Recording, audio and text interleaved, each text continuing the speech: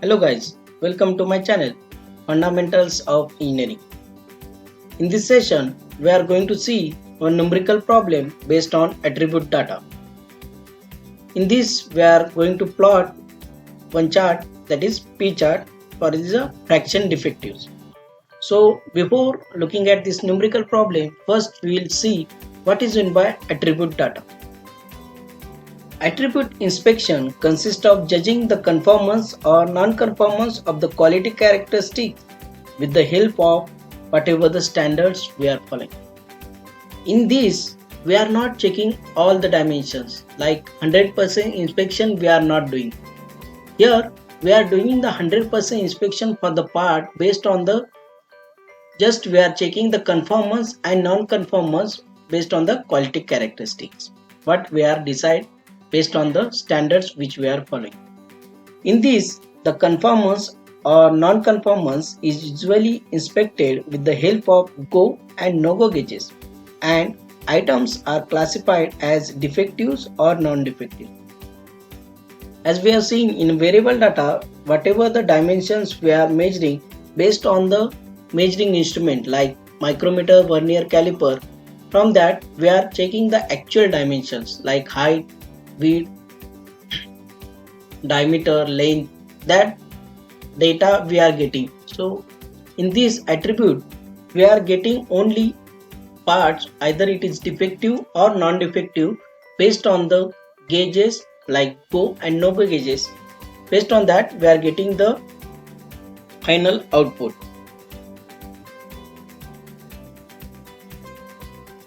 For this, it requires minimum time and cost. Also, it gives information about whether the part is acceptable or not. Based on the go and no go gauges, whatever the output we are getting, either the part is acceptable or not, that we are getting. Like examples, number of defective pieces found in a sample, surface finish of furniture, cracks in sheets by spot welding. Here we are getting only attribute data, that is inspection. Based on that, whether it is good or bad, whether it is defective or non-defective, all this data we are getting in an attribute.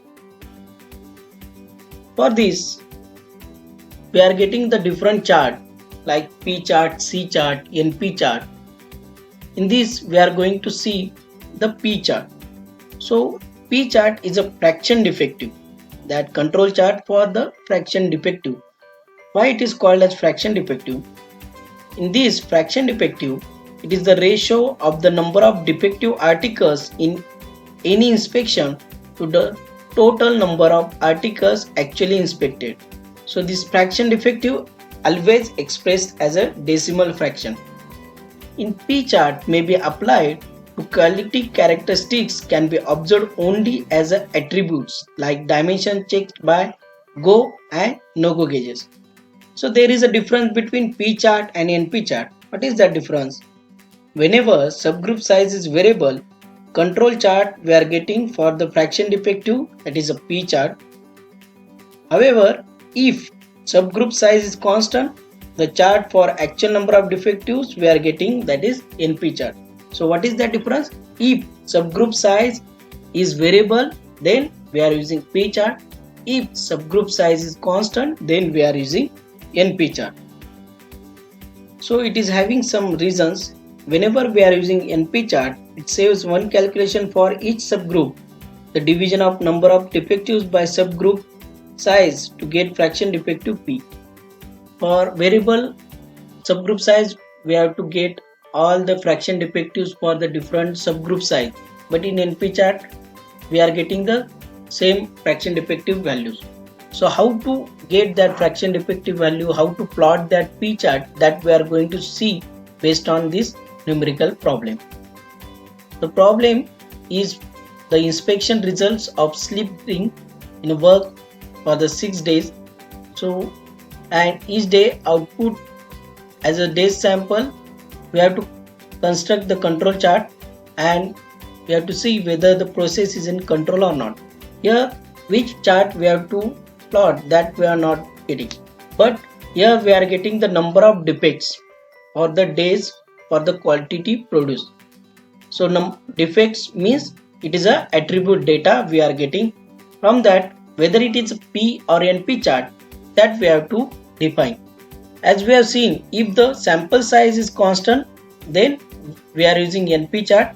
If the sample size is variable, then we are using P chart. Here we can see for each day the samples which we are checked, these are different. For day 1 520, for day 2 486, for day 6 430. So for each day the quantity which is produced and it is checked, that is different, and number of defects which are found, these are different. So it is a variable subgroup size, means we are using P chart. So for that we have to follow some steps. In step by step we are going to see how to plot the P chart. So step 1, we have to compute the fraction defectives for each subgroup. In NP, if the subgroup size is same, then we are getting the constant subgroup size, but in P chart the subgroup size is variable, so we have to calculate the fraction defective for each subgroup.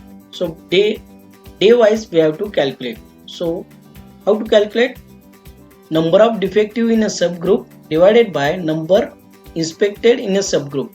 So how many defective parts which we are getting in a subgroup divided by how many parts which are inspected.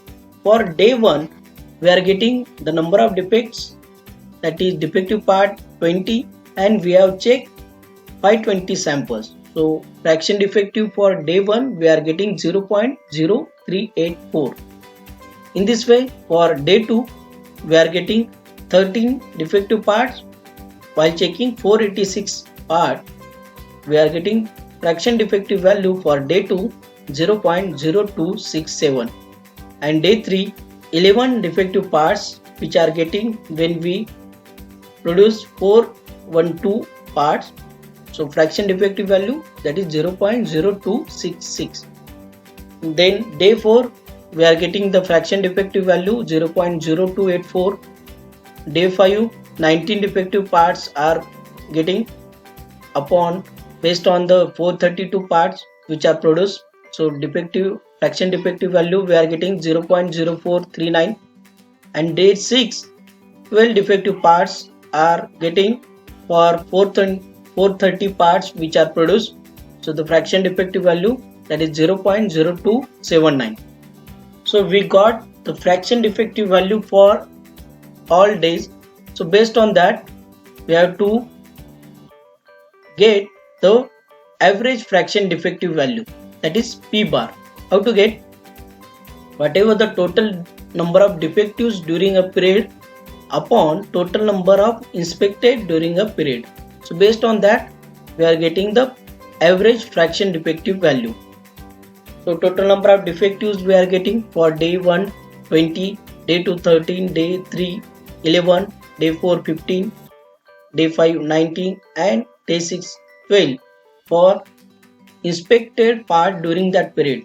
Day 1 we are inspected 520 parts, day 2 486, day 3 412, day 4 528, day 5 432, and day 6 430 parts which are inspected. Based on that we are getting the average fraction defective value, that is 0.0320.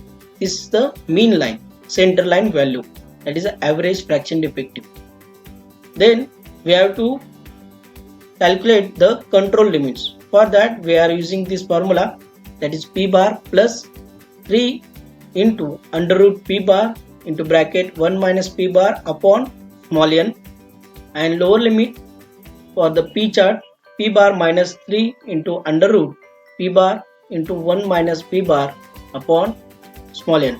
So here P bar is a average fraction defective value, but we don't know small n, so that small n we have to calculate.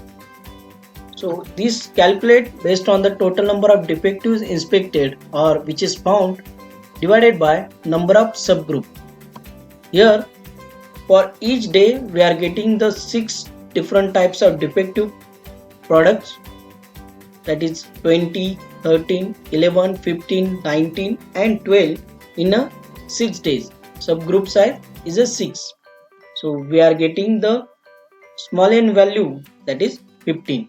So based on this n, if you put in the formula for upper control limit of P and lower control limit of P chart, then we are getting the values for the control limits. Upper control limit, if you put the P bar value, that is average fraction defective value, and small n value, then we are getting the upper control limit for the P chart, that is 0.1681, and lower control limit, here we are getting, that is 0.104. Here we are getting the values which is minus. So the defective cannot be minus, either it is a 0 or 1. So we are getting the lower control limit as a 0. The defective which are produced, that cannot be minus, so we are considering it is as a 0. So we are getting the two limits value, upper control limit 0.1681 and lower control limit, that is 0. So based on this, we have to plot the control chart for the fraction defective. So for that, we are having for days how many fraction defectives we got. For day 1 0.0384, day 2 0.0267. In this way, for the day 6 we are getting 0.0279. So based on that, we have to plot the control chart. So we are getting the control chart at the x-axis days, and for the on the y-axis we are getting the fraction defective. The upper control limit, that is 0.016, and lower control limit, that is 0, and central line is the average fraction defective value. We are getting 0.0320. Then we have to plot this fraction defective value in between that. So first one, we are, for the day 1 we are getting 0.0384, this is the value. Then 0.0267 for the day 2, then 0.0266 for the day 3, day 4 we are getting 0.0284, and day 5 we are getting 0.0439 above the center line, below the upper control limit, and day 6 we are getting 0.0279 below the center line, above the lower control limit. So in this way we are getting the control chart for the P chart.